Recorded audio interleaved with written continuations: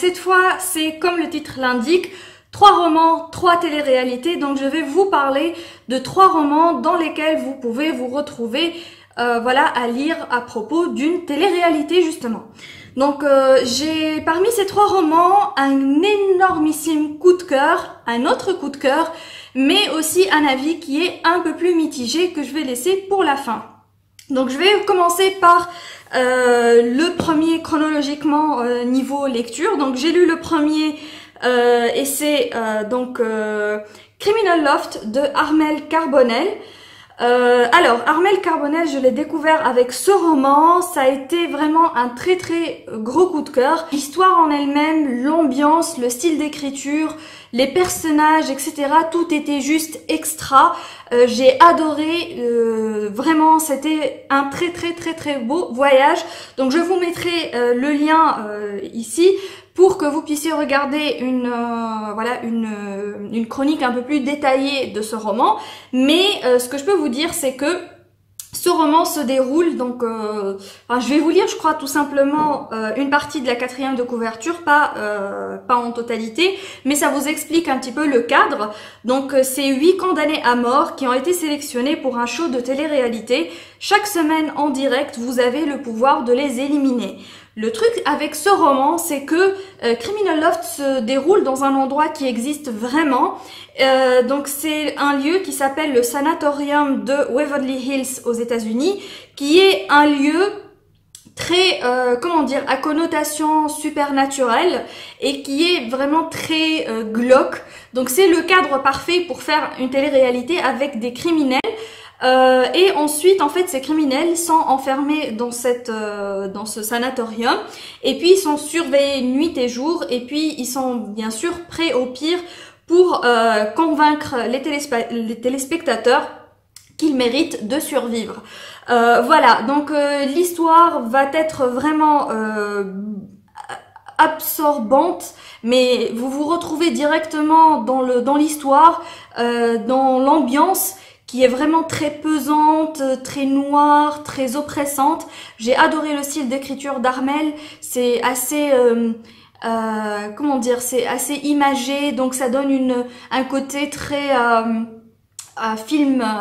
Oui, c'est assez cinématographique comme style. Et puis ça avance bien. Le rythme est plutôt sympa. J'ai beaucoup aimé. Et puis je suis hyper méga giga fan d'un des personnages. Je vais pas vous dire lequel. Mais il est très charismatique et je me suis beaucoup attachée à ce personnage, même si c'est un des criminels. C'est quelqu'un de très charismatique justement qui va direct retenir l'attention, qui va vraiment vous donner envie de suivre son histoire, de découvrir ce qui va lui arriver, etc. Et puis il se passe des choses, bien sûr, auxquelles on s'attend pas. Il va y avoir des révélations, il va y avoir des scènes un peu sordides et tout. Enfin, voilà, c'est vraiment un roman qui est très très facile à lire, dans le sens où ça se dévore rapidement. Et puis c'est toujours le genre de roman qui vous laisse haletant, qui vous donne envie de découvrir finalement ce qui va arriver à ces 8 condamnés.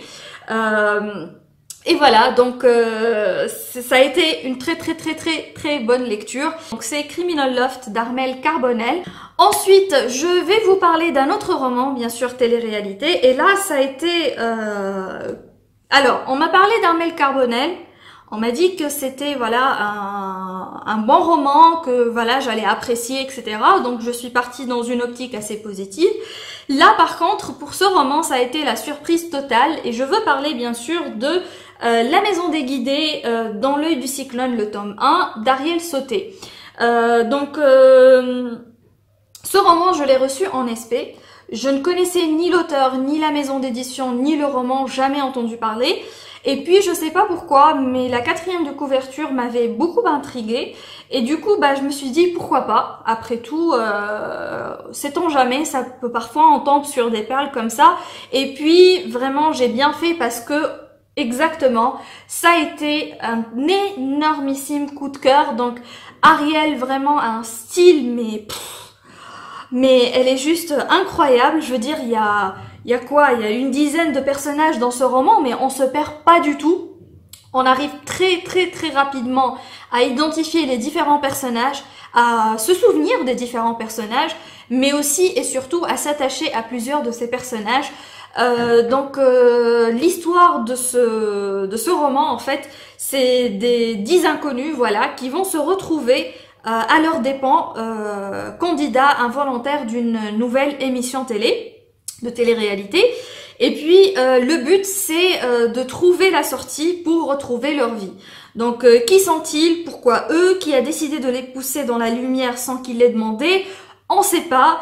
Il va y avoir beaucoup de tensions dans la maison dans laquelle ils sont enfermés. Bien sûr, c'est logique après tout. Ils sont pas là de leur plein gré. Ils ont été trempés pour être là, enfin, etc. Il y a plein de choses comme ça qui ont rendu ce roman très intéressant. Le côté psychologique aussi est très présent, donc on rentre bien dans la tête des personnages pour voir, pour découvrir ce qu'ils pensent, ce par quoi ils sont en train de passer, etc. Donc je vous laisse le lien pour découvrir ma chronique plus en détail, mais ce que je peux vous dire c'est que c'était un de mes plus gros coups de cœur de l'année 2017, une de mes plus belles découvertes aussi. Ariel donc qui va faire de cette de la maison des guidés une duologie. Donc le tome 2 ne devrait pas trop tarder à sortir normalement.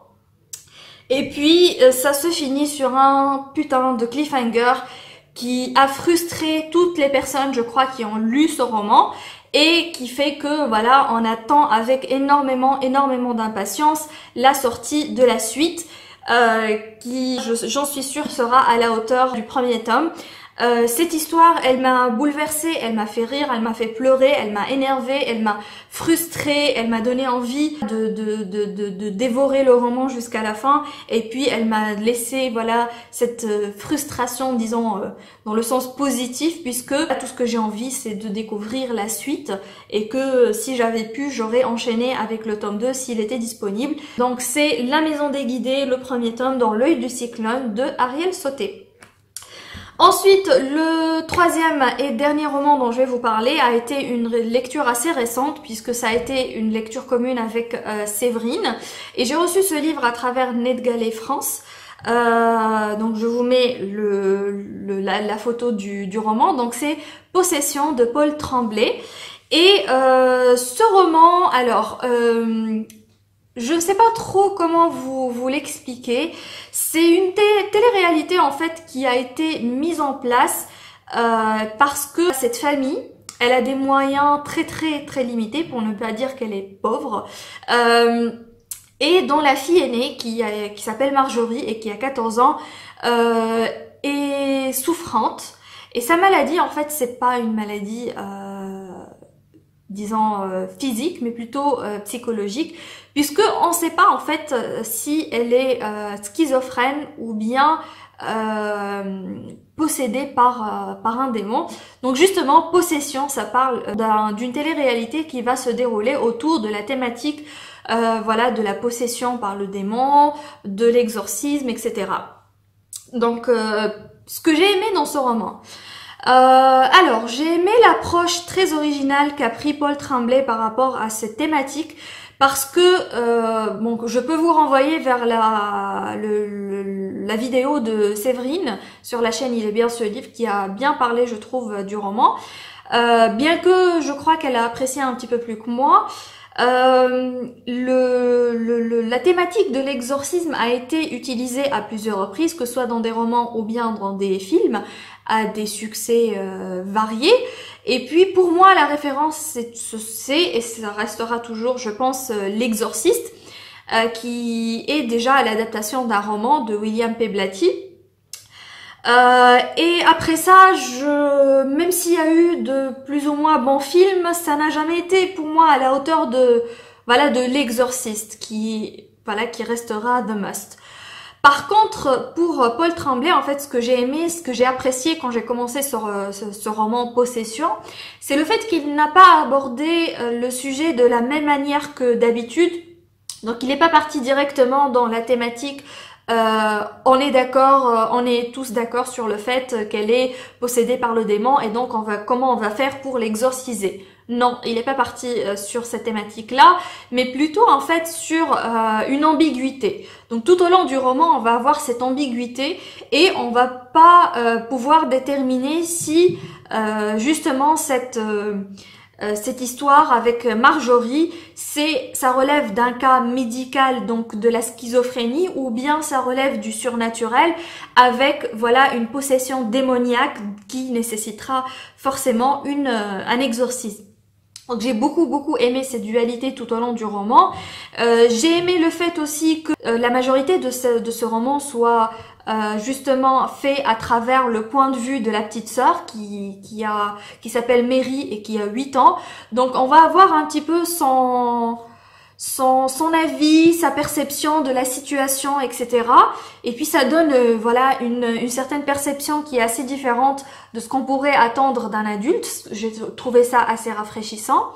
Et puis cette même Mary, en fait, a tout au long du roman quelques chapitres qui sont en fait des extraits de son blog, du blog qu'elle tient, et où elle parle en fait de la période pendant laquelle se déroulait la maladie de sa sœur, enfin sa possession, etc. Et la période où s'est déroulée la télé-réalité, l'émission de télé-réalité. Voilà. Donc pour cette partie-là, c'est une partie très disons très retirée. Donc il y a un côté très analyse, pas très émotionnel, dans le sens où on dirait qu'elle n'est pas directement impliquée dans l'histoire. Ça, j'ai adoré. Et je ne vous spoil rien ici parce que je ne vous donne pas de détails, mais vous allez découvrir ça assez rapidement. Et puis, j'ai beaucoup aimé en fait toutes les références de l'auteur parce qu'on sent bien qu'il a fait énormément de recherches derrière l'écriture de ce roman, puisqu'on retrouve plein de références, que ce soit des romans, des films, etc., autour de ces thématiques de la possession, du surnaturel, de l'exorcisme, etc. Donc c'était vraiment fascinant à lire. Par contre, en fait, j'avais l'impression de lire 2 romans différents. Donc il y avait 2 ambiances différentes.